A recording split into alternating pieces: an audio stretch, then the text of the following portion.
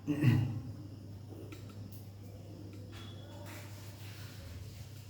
बच्चों, कैसे हो? बढ़िया। चलिए आज की वीडियो लेक्चर की शुरुआत करते हैं हम। आज का टॉपिक बहुत ही इम्पोर्टेंट टॉपिक है। ये आपको पूरी फिजिक्स 11th से लेकर 12th की फिजिक्स में आपको ये काम में आएगा। और ये टॉपिक आपने छोड़ दिया या इसमें आपने ढिलाई बरत दी तो पूरे फिजिक्स में आपको मतलब बहुत दिक्कतें होंगी। तो पूरे ध्यान से इसको समझने की कोशिश करना, ठीक है? बहुत ही आसानी से इसको हम समझेंगे। तो आज का टॉपिक है हमारा वेक्टर्स।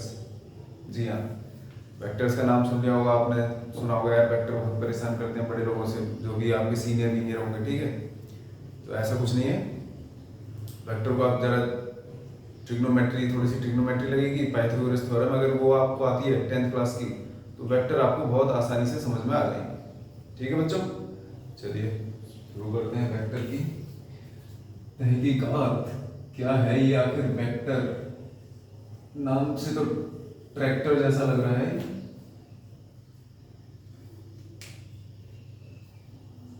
वेक्टर, तो बच्चों वेक्टर क्या है? आपने 9th 10th में भी पढ़ा होगा शायद, ठीक है? 11th में भी आपने पढ़ ही लिया होगा कि फिजिकल क्वांटिटीज। फिजिकल क्वांटिटी क्या होती है? फिजिक्स में हम जिन क्वांटिटी को मेजर करते हैं, जिनके बारे में हम पढ़ाई करते हैं, तो वो दो तरह की होती हैं। कैसी? स्केलर और वेक्टर, ठीक है? स्केलर क्वांटिटी कौन सी होती है?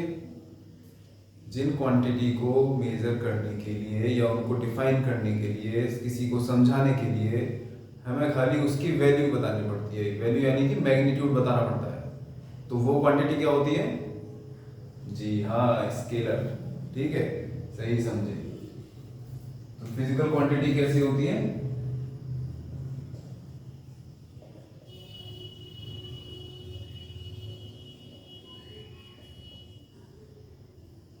एक तो हो गई स्केलर, दूसरे टाइप की फिजिकल क्वांटिटीज जिनमें हमें किसी को अगर कोई चीज समझानी है तो जिसमें उसकी वैल्यू तो बतानी पड़ेगी, साथ में डायरेक्शन भी बताना पड़ेगा कि किस तरफ को है। ठीक है, तो ऐसी फिजिकल क्वांटिटीज को क्या बोलते हैं हम? वेक्टर्स। ठीक है, स्केलर में क्या होता है? Only magnitude. वेक्टर्स में मैग्नीट्यूड प्लस डायरेक्शन। ठीक है, एग्जाम्पल भी आपने सुन रखे होंगे, पढ़ रखे होंगे। स्केलर के एग्जाम्पल बताओ। जी हाँ, क्या? डिस्टेंस। डिस्टेंस है और मास। ठीक है, और भी बहुत सारे वेक्टर्स के पोजीशन, डिस्प्लेसमेंट, वेलोसिटी, फोर्स। ठीक है, ठीक है बच्चों, तो ये सब है वेक्टर के एग्जाम्पल। तो जब हम स्केलर क्वांटिटीज को पढ़ते हैं, वेक्टर क्वांटिटी को पढ़ते हैं, तो वेक्टर में इतना ऐसा मतलब क्या है? ठीक है, कि वेक्टर को लेके मतलब अलग से चैप्टर बना दिया है। तो देखो बच्चों, अंतर कहाँ आ जाता है? जब स्केलर क्वांटिटीज को हमें जोड़ना हो तो कैसे जोड़ देंगे? सिंपली जोड़ दे जाएंगे एल्जेब्रिकली। जैसे कि आपने अगर 5 किलो आलू खरीदे, फिर 2 किलो आलू और खरीद दिए, तो टोटल कितने हो गए? 7 किलो। ठीक है, तो ये क्या है? एल्जेब्रिकली ऐड हो जाएगा। लेकिन वेक्टर है, तो वेक्टर में क्या है? एल्जेब्रिकली ऐड नहीं होगा। फॉर एग्जांपल, ये कोई चलो 5 मीटर, फिर उसके बाद में 2 मीटर। ठीक है, क्योंकि ये तो वेक्टर क्वांटिटी है, इसमें डायरेक्शन भी आएगा। 5 मीटर चला है लेकिन इस डायरेक्शन में, 2 मीटर चला है ऊपर की तरफ, तो उसका डिस्प्लेसमेंट, डिस्प्लेसमेंट माने उसकी पोजीशन में चेंज कितना हुआ? Initial position to final position. ये तो ये जो भी निकल के आएगा अंडर रूट 29 मीटर। ठीक है, और उसका एंगल भी हमें बताना पड़ेगा कि इस वाले के साथ ये एंगल बन रहा है। वो सब कैसे पता करना है वो सब हम वीडियो में आगे देखेंगे। ठीक है, तो इसीलिए इसको अलग से एक चैप्टर बनाया गया कि वेक्टर क्वांटिटीज को कैसे जोड़ा जाएगा, ठीक है। फिर वेक्टर प्रोडक्ट भी होता है, ठीक है। दो क्वांटिटीज है स्केलर, तो उनका प्रोडक्ट कैसा होगा, और दो वेक्टर क्वांटिटीज का प्रोडक्ट कैसा होगा, वो सब इस चैप्टर में हम सीखेंगे, ठीक है बच्चों। तो वेक्टर क्वांटिटीज में क्या है, जैसे कि अब तुमने देखा सबसे इनिशियल जो वेक्टर की शुरुआत होती है वो है पोजीशन। पोजीशन में चेंज जो होता है वो होता है डिस्प्लेसमेंट। डिस्प्लेसमेंट का जो रेट ऑफ चेंज है उसी को हम वेलोसिटी बोलते हैं। वेलोसिटी का जो रेट ऑफ चेंज होता है वो एक्सेलरेशन, और मास की मल्टीप्लाई कर देते हैं तो वो हो जाता है फोर्स, ठीक है।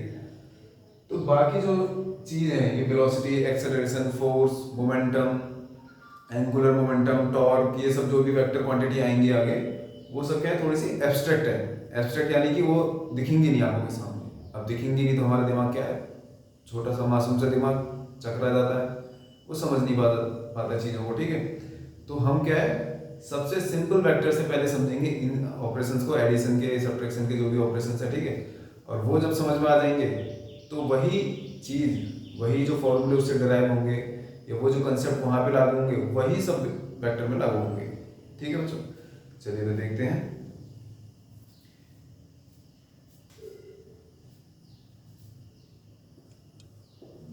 शुरुआत करते हैं डिस्प्लेसमेंट से। डिस्प्लेसमेंट क्या होता है,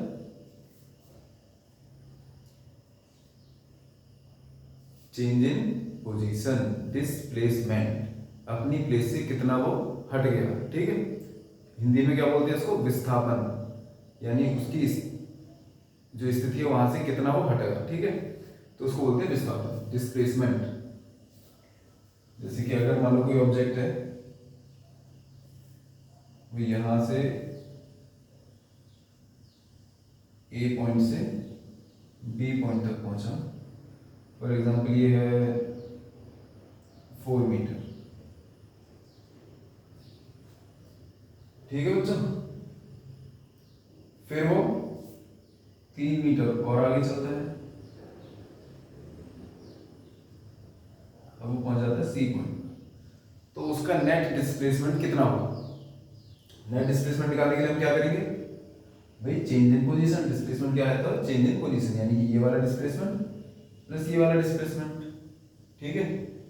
तो इसकी इनिशियल पोजीशन ये थी, फाइनल पोजीशन ये, तो ये हो जाएगा नेट डिस्प्लेसमेंट, जो कि हमें रिजल्ट चाहिए, ठीक है।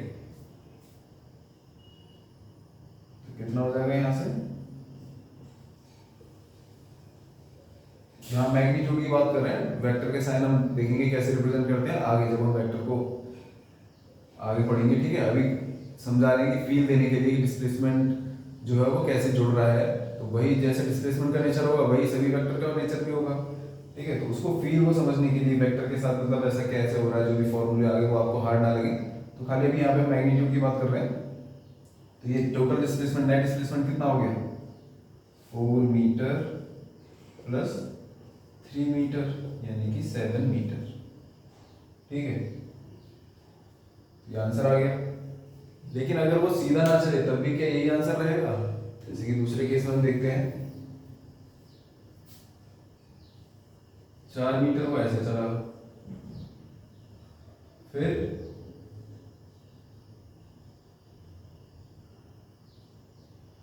3 मीटर अपोजिट डायरेक्शन में, ठीक है। अब यहाँ पे देखना डायरेक्शन का कमाल, अगर ये डिस्टेंस निकाल रहे होते हम तो क्या आंसर आता है, और डिस्प्लेसमेंट जब बात कर रहे हैं तो क्या आंसर आ रहा है, 4 मीटर ए टू बी, फिर बी टू सी, आया 3 मीटर, ठीक है। तो डिस्प्लेसमेंट अब इस केस में क्या होगा, नेट डिस्प्लेसमेंट। नेट डिस्प्लेसमेंट मतलब इनिशियल पोजीशन और फाइनल पोजीशन के बीच में कितना डिफरेंस है, ठीक है।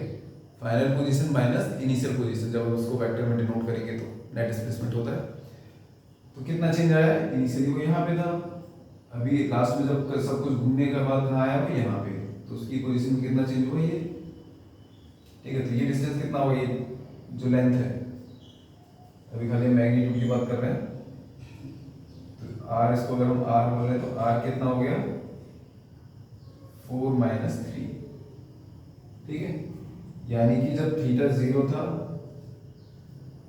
इस वाले डिस्प्लेसमेंट और इस वाले डिस्प्लेसमेंट वेक्टर में क्या है, सेम डायरेक्शन में, यानी कि थीटा 0 है, तो उस केस में क्या हो रहा है, सिंपली ऐड हो गए। इस केस में थीटा क्या है, -180 डिग्री, ठीक है, 180 डिग्री है थीटा, यानी कि ए बी वेक्टर इधर है और बी सी वेक्टर जस्ट उसका अपोजिट है। तो उस केस में क्या हो रहा है, नेट डिस्प्लेसमेंट निकालने के लिए क्या करा, एक वेक्टर में से दूसरा वेक्टर सब्ट्रैक्ट हो गया, ठीक है। ये सब डायरेक्शन की वजह से हो रहा है, ठीक है। अब दूसरा केस देखते हैं कि सपोज ये 4 मीटर इधर चला towards east, 3 metre towards north.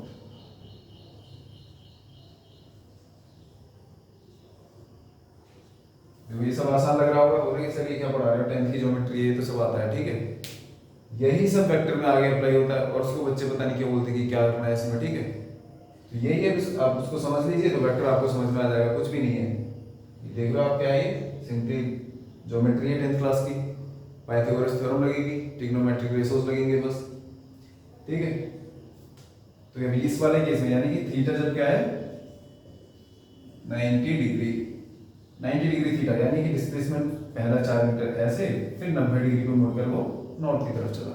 तो उस केस में फाइनल डिस्प्लेसमेंट कैसे निकालेंगे हम, तो फाइनल डिस्प्लेसमेंट क्या है, इनिशियल पोजीशन से फाइनल पोजीशन को ज्वाइन करने वाली लाइन की लेंथ, ठीक है। तो इनिशियल पोजीशन को हम फाइनल पोजीशन से ज्वाइन कर देंगे, ये गया तीर बड़ा वाला, ठीक है।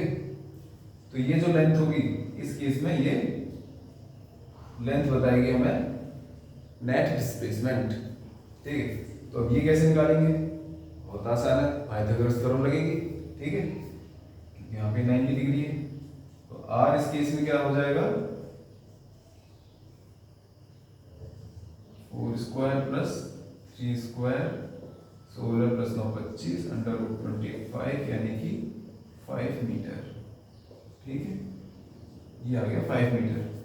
ये कुछ थीटा होगा, ये हम आगे समझेंगे थीटा कैसे निकालना है, ठीक है। वैसे बता सकते हो tan थीटा कितना हो जाएगा, ये डायरेक्शन भी बताना पड़ेगा क्योंकि ये वेक्टर क्वांटिटी है, तो इसका भी तो डायरेक्शन बताना पड़ेगा, किस डायरेक्शन में गया वो फाइनली, तो डायरेक्शन बताना पड़ेगा। तो कैसे बताएंगे, tan थीटा इसी ट्राइंगल से निकल आएगा, इसको 3/4 theta inverse, theta is equal to tan inverse 3/4, ठीक है बच्चों। ये समझ में आ गया कि जब थीटा 90 डिग्री पे है तो डिस्प्लेसमेंट कैसे निकल रहा है। ये खाली डिस्प्लेसमेंट की बात नहीं हो रही यहाँ पे समझाया जा रहा है यही नेचर सभी वेक्टर्स का होगा, ठीक है। तो जब एक्सटेंट आ जाता है यानी फोर्स आ जाता है, खास करके न्यूटन लॉज ऑफ मोशन जब आप पढ़ेंगे तो फोर्स में रिजोल्यूशन करना पड़ेगा, फोर्स को ऐड करना पड़ेगा हमें, ठीक है।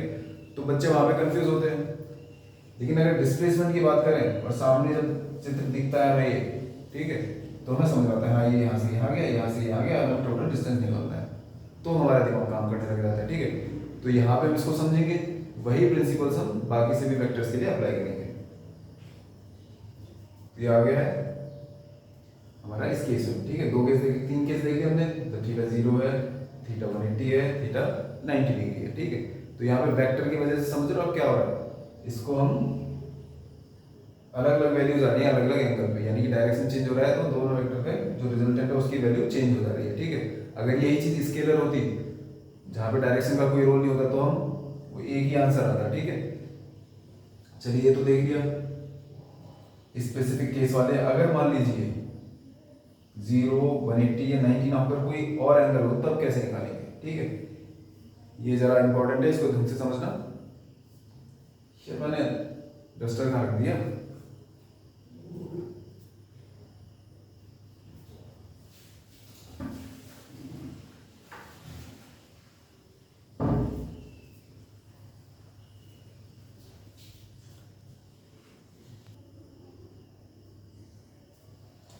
चलिए अब अगला केस देखते हैं, जनरल केस।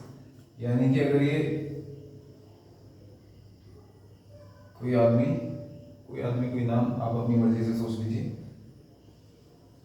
सोचने का अपने आप को इमेजिन कर लीजिए। आप गए 4 मीटर टुवर्ड्स ईस्ट, अब तक हमने क्या देख लिया, 0 पे देख लिया, 180 पे देख लिया, 90 पे देख लिया। अब कोई जनरल एंगल ले लेते हैं यानी कि थीटा,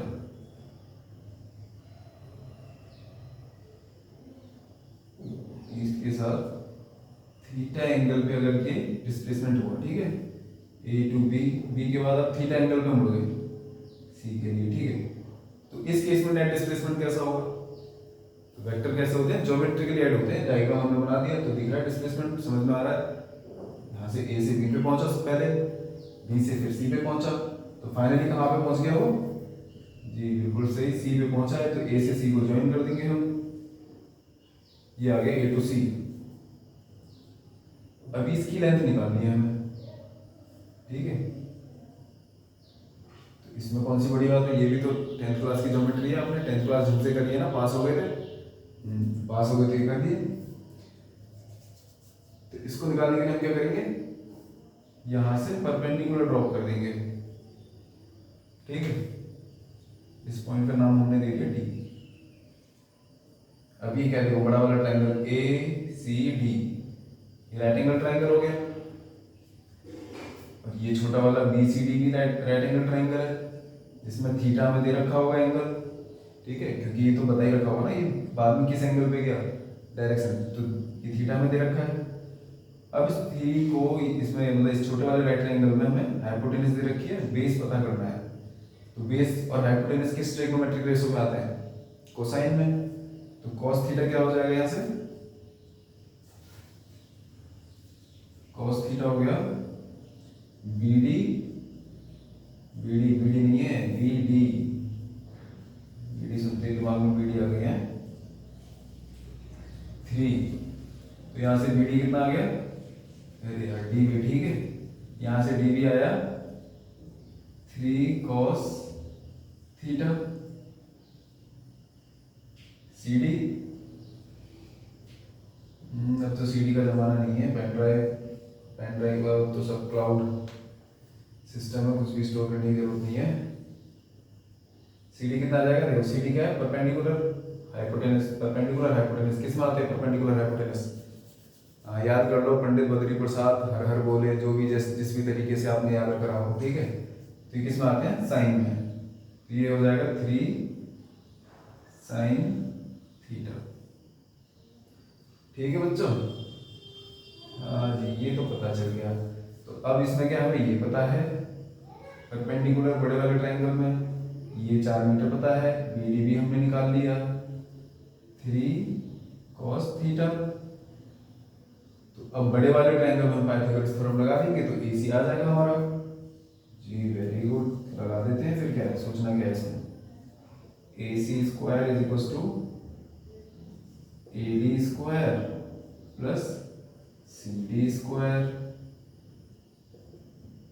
ये हो जाएगा AD क्या है देखो हमारा, AB प्लस BD, यानी कि 4 प्लस 3 cos थीटा का स्क्वायर प्लस CD कितना है?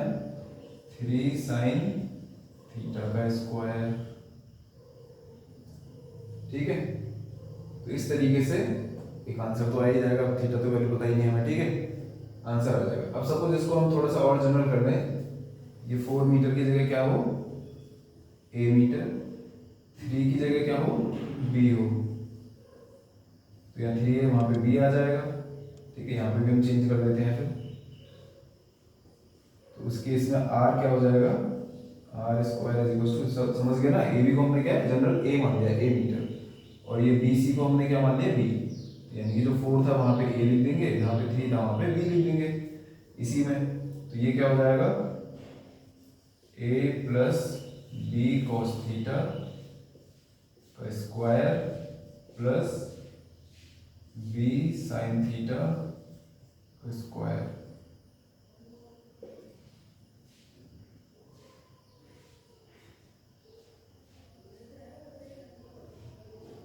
ये वीडियो लेक्चर में पढ़ाने का ये फायदा है कि बच्चे बहुत शांति से बैठे रहते हैं, ठीक है, अब कोई भी शोर नहीं हो रहा है, यहाँ पे आराम से पढ़ा सकते हैं, ठीक है, ये तो फायदा है, ठीक है। और ये भी है कि सब कुछ अपने आप से सोचना पड़ता है कि हाँ ये क्या रिप्लाई कर रहे हैं, समझ में आ रहा है कि नहीं आ रहा है। अभी ये मुंडी हिला रहा है इमेजिनरी स्टूडेंट है भाई, आवाज़ नहीं आ रही है, पर वो भी मैं ही सोच लेता हूँ। तो इसका स्क्वायर करेंगे तो क्या हो जाएगा? A square plus B square cos square theta plus 2AB cos theta plus B square sine square theta. ठीक है, तो जो बेस है उस पर ध्यान दीजिए। बेस अगर आपका स्ट्रांग होगा तो कहीं दिक्कत नहीं होगी, बेस कमजोर छोड़िएगा तो हमेशा दिक्कत होगी। जैसे कुछ बच्चे ना इतने लापरवाही करते हैं कि वो a प्लस बी का होल स्क्वायर तक का फॉर्मूला भी 11वीं क्लास में आते आते तक वो फॉर्मूला भी ढंग से नहीं लगा हुआ। ठीक है, तो वो तो यहाँ पे भी सोच रहे होंगे कि अच्छा ये क्या किया है। तो बच्चों यहाँ पे a और ये पूरा b, a प्लस बी का होल स्क्वायर का फॉर्मूला लगाया है। ठीक है, चलिए अच्छा ऐसा कोई नहीं है, कोई बात नहीं, तब तो बहुत अच्छी बात है, मेहनत करने लगे हो आप लोग। हाँ, तो ये आर स्क्वायर का स्क्वायर इधर आ जाएगा, इधर रूट हो जाएगा ये। अब देखो ये ए स्क्वायर, तो ये ए स्क्वायर आ गया, एक टर्म हमारी B square cos square theta, दूसरी टर्म में B square sine square theta. तो इन दोनों टर्म्स में बी स्क्वायर कॉमन, अंदर क्या बचेगा ब्रैकेट में, sine square theta plus cos square theta. और sine square theta plus cos square theta क्या होता है? Very good, sine square theta plus cos square theta होता है 1। तो वो तो 1 हो जाएगा, तो बचेगा क्या, बी स्क्वायर प्लस ये वाली टर्म आ जाएगी 2ab cos थीटा। ठीक है, तो ये आएगा डिस्प्लेसमेंट हमारा a square plus B square plus 2ab cos theta. ठीक है, समझ गए बच्चों? कुछ भी नहीं है वेक्टर, यही तो था। दो वेक्टर को कैसे जोड़ते हैं, इस तरीके से जोड़ते हैं, यही आगे हम पढ़ेंगे। तो यही है ट्रायंगल रूल। ठीक है, triangle rule of vector addition. दोबारा से अभी ये डिस्प्लेसमेंट के लिए समझाया, दोबारा से हम एब्स्ट्रैक्ट तरीके से समझेंगे फिर इन्हीं फॉर्मूलेस को। ठीक है, पर मुझे लगता है ये समझ में आ गया होगा, बहुत ही आसान है, कुछ भी दिक्कत नहीं थी इसमें। ठीक है, डिस्प्लेसमेंट है, थोड़ी सी ज्योमेट्री लगी, थोड़ी सी ट्रिग्नोमेट्रिक रेशोज लग गए, पाइथागोरस थ्योरम लग गई। ठीक है, और तो कुछ भी नहीं है। तो वेक्टर एडिशन तो कम से कम आपको समझ में आ गया होगा कि कैसे वेक्टर को जोड़ते हैं। डिस्प्लेसमेंट को सब समझ में आ गया, वही सभी वेक्टर के लिए होगा। ठीक है, यहाँ पे मैंने 3-4 लिए थे, वहाँ पे ए भी ले लेंगे, फिर से वही सब फॉर्मूले आएंगे। ठीक, तो अब ये तो वेक्टर तो आ गया, लेकिन हमने बताया कि वेक्टर क्या होता है, दो वेक्टर को ऐड करेंगे तो जो क्वांटिटी आएगी वो भी क्या आएगी, वेक्टर क्वांटिटी आएगी। तो वेक्टर क्वांटिटी में ये क्या निकला, मैग्नीट्यूड, यानी कि इस लेंथ, ये जो लेंथ है, ये लंबाई है जो ए से लेके सी तक, वो कितनी है, उसकी वैल्यू निकली। और उसका एंगल भी तो बताना पड़ेगा, सपोज इसको नाम दे दिया हमने अल्फा, तो ये भी तो बताना पड़ेगा। डायरेक्शन, किस डायरेक्शन में हुआ है फाइनल डिस्प्लेसमेंट, तो ये कैसे बताएंगे हम, बड़े वाले ट्रायंगल में tan ले लेंगे हम, tan अल्फा, इस बड़े वाले ट्रायंगल में ACD में tan अल्फा क्या होगा, तो tan थीटा क्या होता है, परपेंडिकुलर बेस, परपेंडिकुलर कितना है हमारा CD, बेस है AD, tan alpha is equal to CD है हमारा, 3 की जगह क्या लिख देंगे, B sin theta, B sin theta. AD क्या है, A plus B cos theta, A plus B cos theta. बस यही हो गया हमारा direction, alpha is equal to tan inverse में आ जाएगा, इधर tan आकर B sin theta, A plus B cos theta. कुछ बच्चे सोचेंगे यार tan इनवर्स क्या होता है। ठीक है, जो नए नए बच्चे आए 11th क्लास में, उन्होंने इनवर्स एंगल नहीं पढ़े हैं शायद अभी, तो उन्हें वो बता दूं, tan इनवर्स कुछ नहीं है, ये उल्टा कहने का उल्टा तरीका हो गया कि वो एंगल अल्फा वो एंगल है जिसमें tan के लिए ये वैल्यू आएगी। ठीक है, समझ में आ गया होगा बच्चों। ठीक है, आपको कि वेक्टर में कैसे हम चीज़ों को जोड़ते हैं। डिस्प्लेसमेंट वेक्टर बहुत ही आसान है समझने के लिए, क्योंकि वो क्या, डिस्प्लेसमेंट हमारा दिमाग समझता है, हाँ ये ऐसे गया फिर यहाँ पे गया, तो टोटल कितना गया, ऐसे गया। ठीक है, तो उसको हम समझ पाते हैं। बाकी में थोड़ा सा कंफ्यूजन होता है कि फोर्स ऐसे लग रही है कि क्या हो रहा है। ठीक है, लेकिन अगर ये समझ में आ गया डिस्प्लेसमेंट के लिए जो भी अपने ऑपरेशन करें, तो वही सेम ऑपरेशन सभी वेक्टर्स के लिए होंगे। ठीक है, तो ये हमने वेक्टर एडिशन देख लिया एक तरीके से डिस्प्लेसमेंट के लिए। दोबारा से इसको हम आगे की वीडियो में और देखेंगे, एब्स्ट्रैक्ट तरीके से इन्हीं फॉर्मूले को दोबारा से दिखा देंगे। तब तक के लिए आप डिस्टेंस और डिस्प्लेसमेंट पे जो क्वेश्चन है आपकी बुक में वो ट्राई कीजिए एनसीईआरटी के पहले, एनसीईआरटी के बाद फिर आप एचसी वर्मा कर सकते हो, या जो भी आपके पास रेफरेंस बुक है वो कर सकते हो। ठीक है, टिल यू नहीं सी यू। ठीक है, मिलते हैं बाद में।